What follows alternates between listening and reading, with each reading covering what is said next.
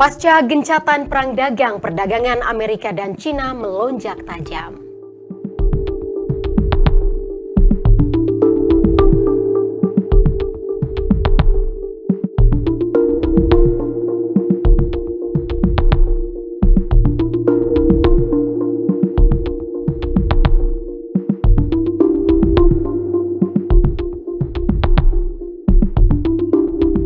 Laju inflasi tahunan zona euro pada April 2025 tidak bergerak.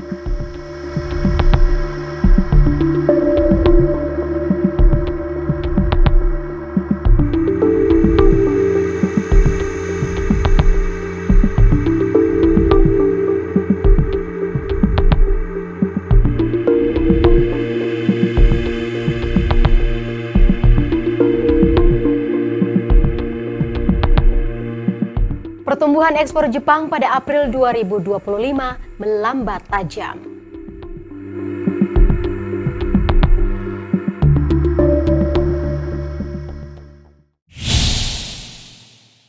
Halo sahabat kabar bursa, apa kabar Anda akhir pekan ini? Selain 3 berita tadi, Bursa Global Sepekan juga akan menyajikan data perekonomian penting pekan ini, 19 hingga 23 Mei 2025. Bersama saya, Maria Rahuhalek, inilah Bursa Global Sepekan selengkapnya.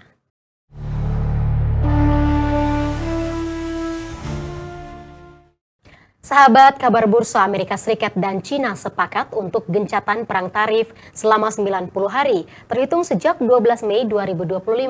Pasca gencatan tersebut, perdagangan kedua negara melonjak tajam. Kondisi itu terlihat pada aktivitas di pelabuhan kedua negara. Amerika Serikat dan Cina memutuskan untuk mengurangi tarif impor secara drastis selama 90 hari.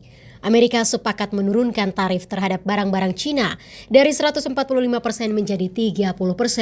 Sementara Cina menurunkan tarif terhadap barang-barang Amerika dari 125% menjadi 10%. Gencatan perang tarif ini menjadi kabar baik bagi kedua negara. Perdagangan Amerika Serikat dan Cina melonjak tajam berdasarkan data platform Vision and Dun Bradstreet pada pekan yang dimulai 12 Mei lalu. Perjalanan kapal kargo dari Cina menuju Amerika meningkat lebih dari 2 kali lipat menjadi 228.000 TEUs.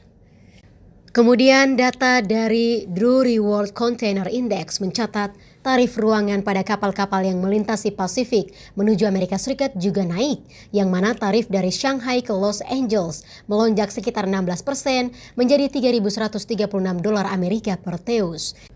Ini menjadi kenaikan terbesar untuk rute tersebut tahun ini. Perdagangan melalui jalur udara juga ikut naik. Data Kementerian Transportasi Cina mencatat jumlah permintaan kargo pada pesawat rute internasional naik hampir 18%. Ketegangan perang dagang yang sempat mereda kembali panas. Kondisi itu dipicu oleh Amerika Serikat yang menetapkan bea masuk anti subsidi impor komponen utama baterai dari Cina.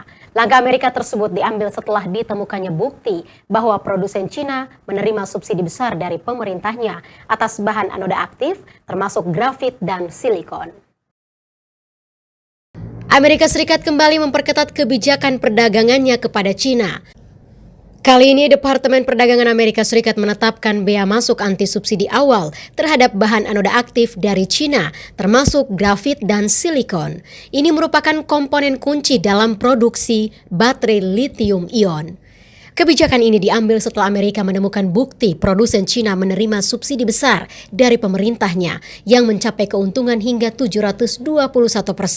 Sementara produsen dalam negeri mengeluhkan banjir produk murah dari Cina yang disubsidi oleh negara telah membuat komponen lokal tak mampu bersaing.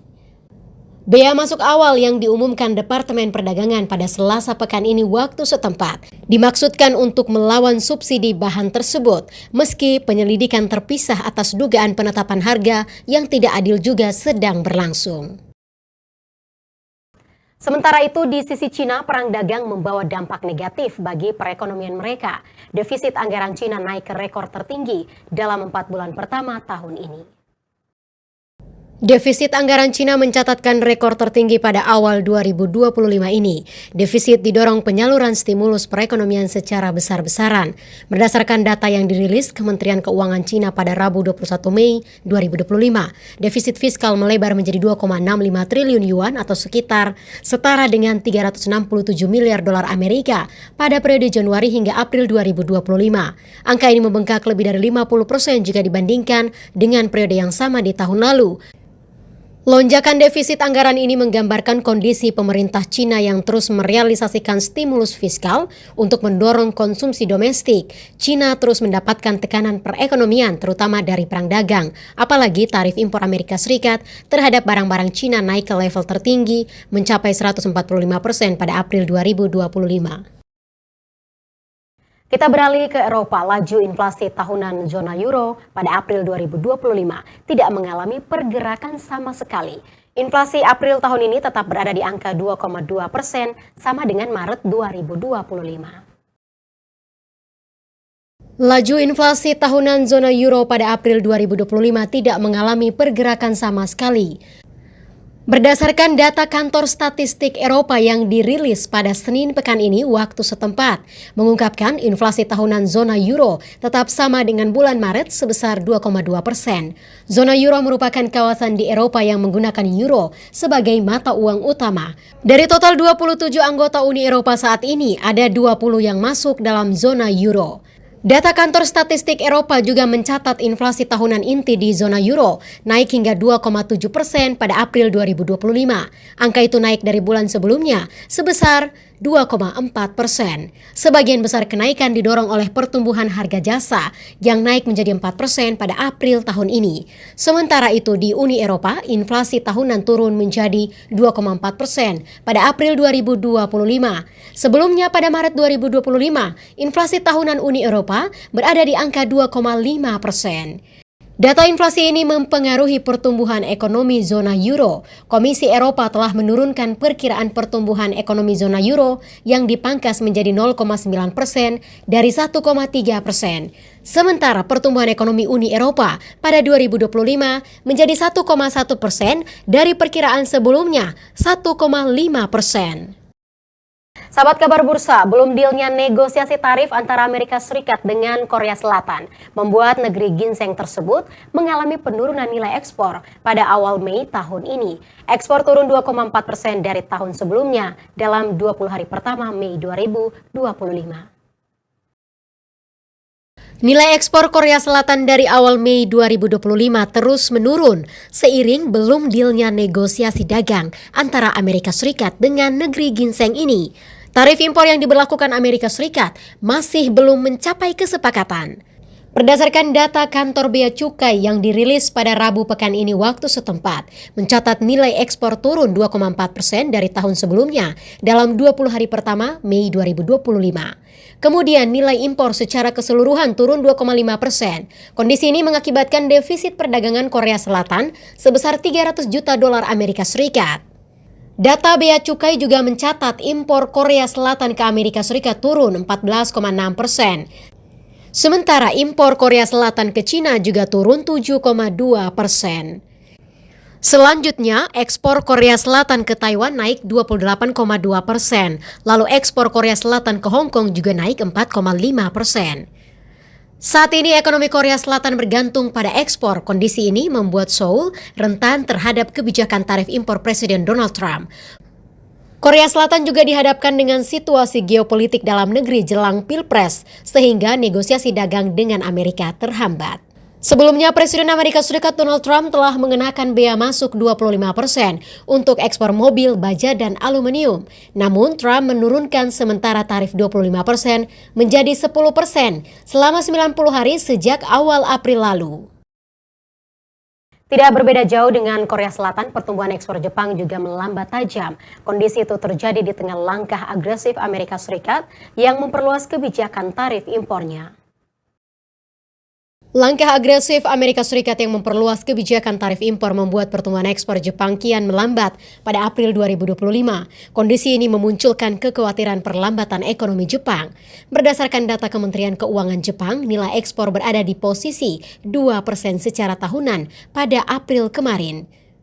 Angka itu turun jauh dari Maret 2025 yang berada di angka 4%. Turunnya nilai ekspor dipicu terganggunya pengiriman mobil dan baja.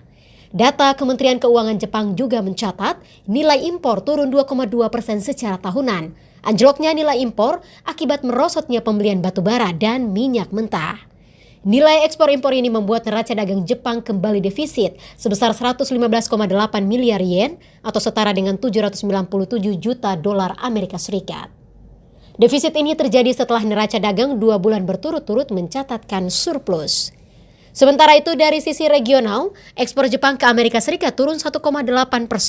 Penurunan terjadi terutama dari sektor otomotif dan mesin konstruksi. Lalu ekspor ke China dan Eropa juga melemah, masing-masing sebesar 0,6% dan 5,2%. Meski banyak data ekonomi penting Jepang yang mengalami penurunan, Perdana Menteri Jepang Shigeru Ishiba menjelaskan bahwa Jepang tidak akan tergesa-gesa menyepakati perjanjian dagang yang berpotensi merugikan kepentingan nasional.